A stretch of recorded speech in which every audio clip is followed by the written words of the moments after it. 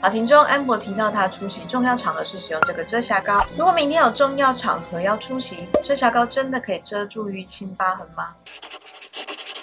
各位喜欢彩妆的 Beauty， 大家好，我是彩妆师 Jenny。影片开始之前，你需要先知道，化妆不是变魔术，也不是医美，只能透过光感、粉体、线条去微调、修饰肌肤或营造感觉。如果是出现在镜头前面的妆容，因为灯光以及镜头会吃妆，如果妆容很浓或是有一些小瑕疵，可以利用光影或是修图技术把它修掉或是折射掉。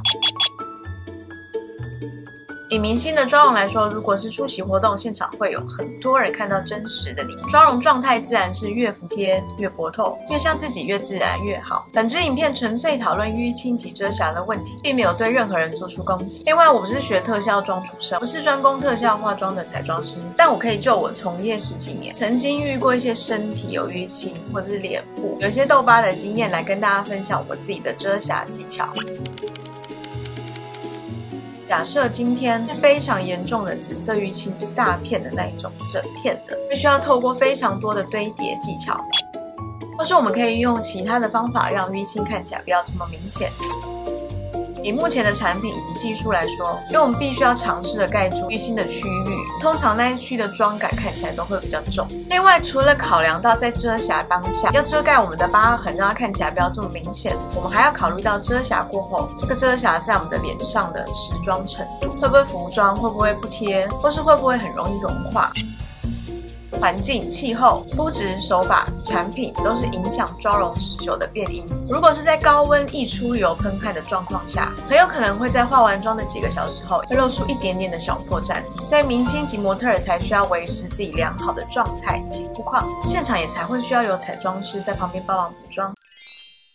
在自然化妆的手法里面，没有办法把凸的在遮瑕过会让它变平的。如果你本身想要遮瑕的区域是凸起来的，那我们在遮瑕后它也会是凸起来的哦。但是在镜头上它可以看起来很不明显。接下来我找到一位朋友，他的腿上有一大块的淤青，这个淤青的疤痕已经跟着他很久了。那谢谢我待会的模特儿提供他的腿让我做遮瑕的示范。如果你想了解更多关于韩国彩妆、欧美彩妆、彩妆技巧以及男生彩妆，追踪的频道打开小铃铛，就不怕漏掉第一手的影片通知。我是彩妆师 Jenny， 欢迎跟我一起加入自然彩妆的世界。我们先用定妆喷雾，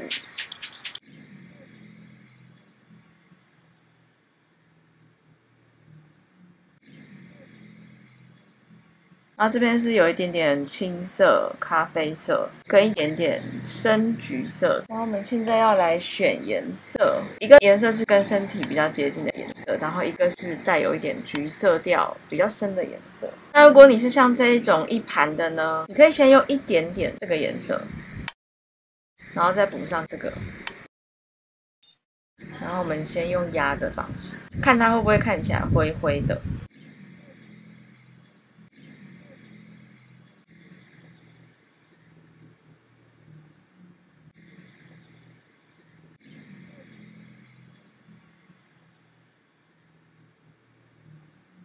然后我们再压跟自己皮肤颜色接近的遮瑕膏，我们可以画在旁边，先看一下是不是跟自己颜色接近。先拍打在手上之后，你再拍到身体上面。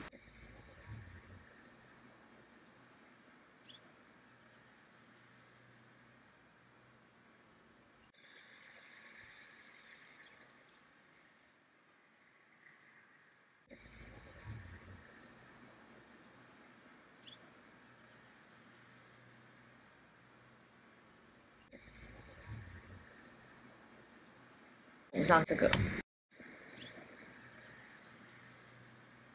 然后再用海绵让它持妆。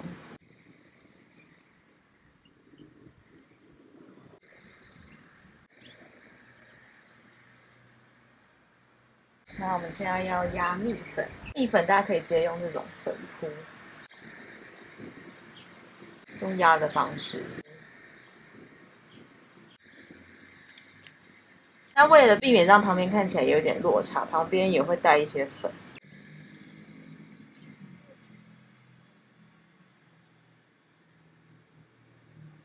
这个时候它已经看起来没有那么明显，我还是想要让它再更干净一点点，所以我们要再上一次，点一些黄色在上面。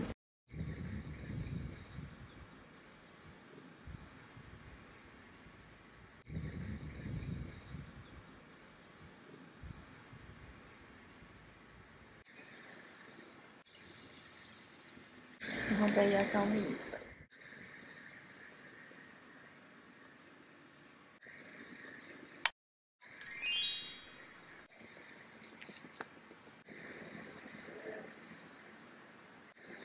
让它看起来不要太死白，因为我们刚刚有用黄色的遮瑕膏，它会有明显提亮的效果。然后我们可以再补上一点点腮红，让它看起来再更自然一点。